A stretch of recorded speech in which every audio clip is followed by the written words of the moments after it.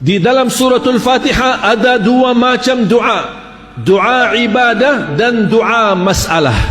Apa beza doa ibadah dan doa masalah? Doa ibadah yang isinya memuji Allah dengan segala pujian, tapi tidak ada permintaan sesuatu di dalamnya. Dan satu kata yang mewakili segala pujian bagi orang-orang yang tidak bisa memuji Allah dengan perkataan yang indah, dengan perkataan yang sempurna, dengan perkataan yang agung.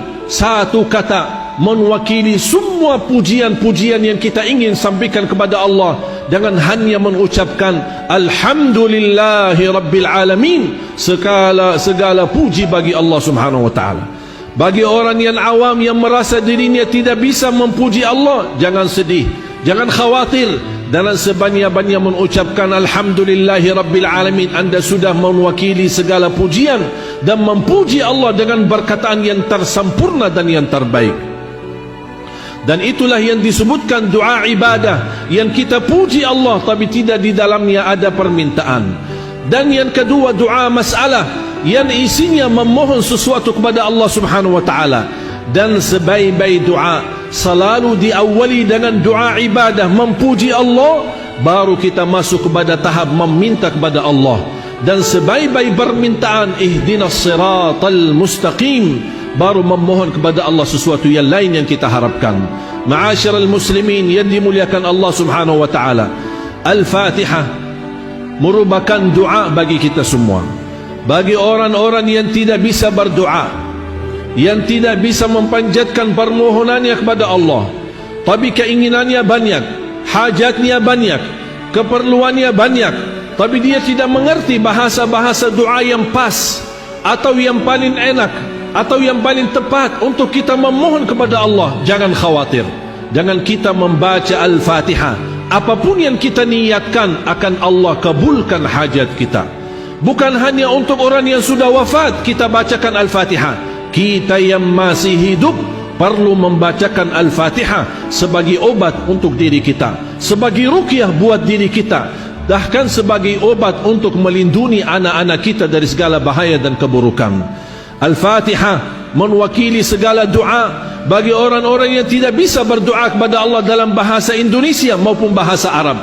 Makanya jamaah sekalian, jangan disia-siakan. Bahkan ada sebagian ulama menjadikan Al-Fatihah wirid sehari-harinya, dari habis subuh sampai terbit matahari di pagi hari, menjadikan wirid berkali-kali membacakan Al-Fatihah untuk dirinya dan untuk keluarganya. Al-Fatihah memang surah yang paling agung, sebagaimana ayat Al-Kursi, ayat yang paling agung di dalam Al-Quran. Ma'asyiral muslimin, jangan sia-siakan suratul Fatihah. Mari kita sama-sama menghayati 17 kali kita baca dalam sehari-hari kita, dalam salat fardu kita. Tapi gimana kita belum merasakan tersentuh hati kita saat kita berbicara langsung sama Allah dan Allah menjawab kita di setiap satu ayat yang kita baca dari suratul Fatihah. Rasakan keindahannya, keberkahannya, keagungannya dan kemuliaannya suratul Fatihah ini. Kita memang membutuhkan cahaya suratul Fatihah ini dalam kehidupan kita. Mudah-mudahan dengan keberkahan, kekuatan dan keagungan suratul Fatihah, kita dapat diantarkan oleh Allah kepada husnul khatimah dan mendapatkan pahala menjadi orang-orang yang baik dan salih-salihah, dan juga mendapatkan menalirkan pahala bacaan Al-Fatihah kita untuk kedua orang tua kita, untuk para guru-guru kita, ulama-ulama kita. Dan mudah-mudahan dengan kita selalu membaca Al-Fatihah, Allah lindungi negeri kita Indonesia dari segala bahaya, bencana dan segala bala dan musibah. Dan selalu kita membacakan Al-Fatihah, apapun yang kita niatkan pasti Allah kabulkan. Ada orang membaca demi hidayah, ada orang yang membaca demi petunjuk, ada orang yang membaca demi kemudahan rizki, ada orang yang membaca untuk merubah doa bagi orang tuanya, ada orang yang membacanya untuk anaknya, ada orang yang membacanya supaya dia selamat dan lancar segala urusannya.